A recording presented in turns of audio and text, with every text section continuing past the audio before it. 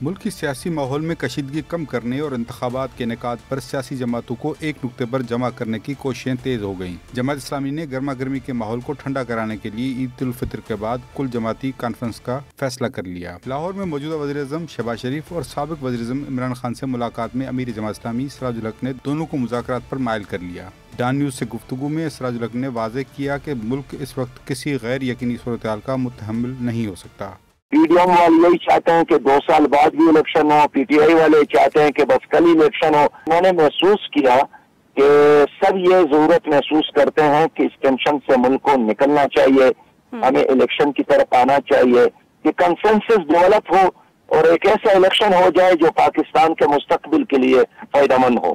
ذرائع کے مطابق امیر جماعت اسلامی نے حکمران اتحاد سے قومی اسمبلی سمیت 2 صوبوں کی اسمبلیوں کی قربانی بھی مانگ لی۔ ذرائع کے مطابق حکومت کو اکتوبر سے قبل اور تحریک انصاف کو مئی کے بعد انتخابات کی کسی ایک تاریخ پر متفق کرنے کی کوشش کی جائے گی۔ مسلم لیگ نون کی جانب سے خواجہ سعد رفیق اور ایاز صادق کو معاملات آگے بڑھانے کے لیے گرین سگنل دے دیا گیا ہے۔ بات چیت کے لیے پی ٹی آئی نے پرویز خٹک، اعجاز احمد چودھری اور میاں محمود الرشید پر مبنی 3 رکنی کمیٹی قائم کر دی۔